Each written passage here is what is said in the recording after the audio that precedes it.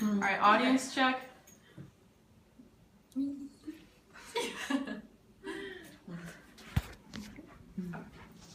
a perfect world, everyone gets along, helps each other, social status doesn't matter, and there is no worry. Hi, I'm Elizabeth. Unfortunately, the world we live in is much different. After researching my topic for several hours, I'm here to talk to you all about a pressing world issue that we should all really care about: poverty.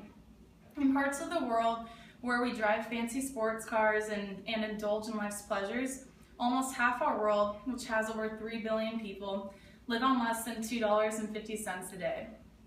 I want to begin by talking about the problems young children face who deal with poverty.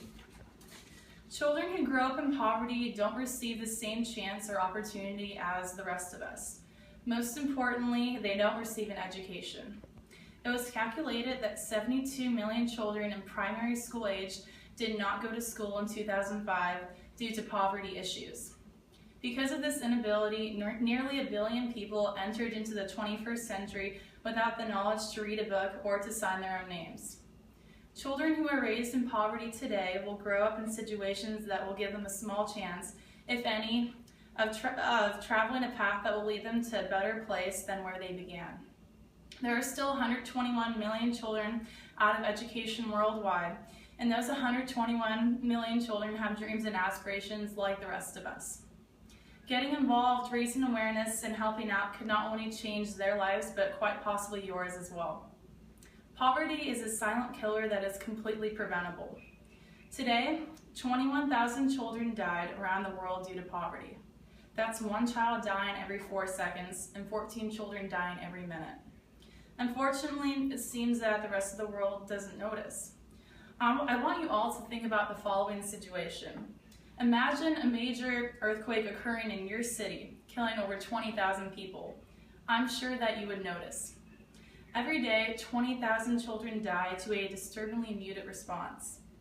They die quietly in some of the poorest villages on earth, far away from the conscience of the world. Being weak in life makes these dying numbers even more invisible in death. There are many reasons why thousands of children and people suffer, which brings me to my next point: world hunger. Hunger is the leading cause of death in the world, killing more than HIV, AIDS, malaria, and tuberculosis combined. According to the World Food Program, the poor are hungry and their hunger traps them in poverty. I want you all to think about that as you look at this picture.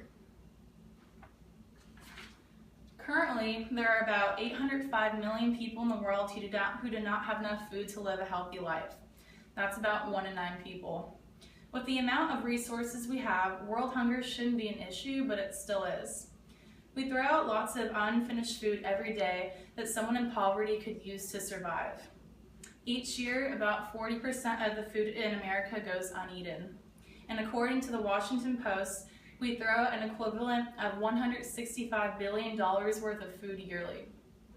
A large portion of people living in poverty and hunger in the world live in developing countries. Asia has the highest amount of hungry people, with 2/3 of their total population. In sub-Saharan Africa, 1 in 4 people are undernourished. What makes it really sad is many kids in these places lead unhealthy lifestyles because of poverty issues, which is stifling their future success and growth. 1 out of 6 children in developing countries are underweight. That's 100 million kids. Additionally, 1 in 4 of the world's children are stunted or prevented from growing and developing properly due to malnutrition. The lack of basic food and survival sources are leading to major health issues, which brings me to water. Water is something that I believe we take for granted. We drink it, shower with it, and use it daily. But some people don't have enough money or resources to use it to such extents.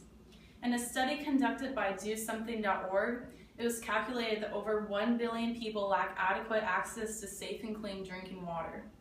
400 million of these people are children. And sadly, water sickness is causing 443 million school days missed yearly. Despite having clean water or not, many lack any access to water at all. 1.8 billion people have access to a water source within a kilometer, and are only able to consume about 20 liters a day. To give you an idea, in the UK, the average person uses over 50 liters of water a day flushing toilets. Additionally, the average person in the US uses 600 liters of water a day. Not only do people living in poverty lack water, but they have many other health issues as well. Preventable diseases such as diarrhea and pneumonia take the lives of 2 million children every year who are too poor to afford treatment. With the amount of technology and resources we have nowadays, this shouldn't be an issue, but it still is. Additionally, as of 2011, 19 million children worldwide are not vaccinated.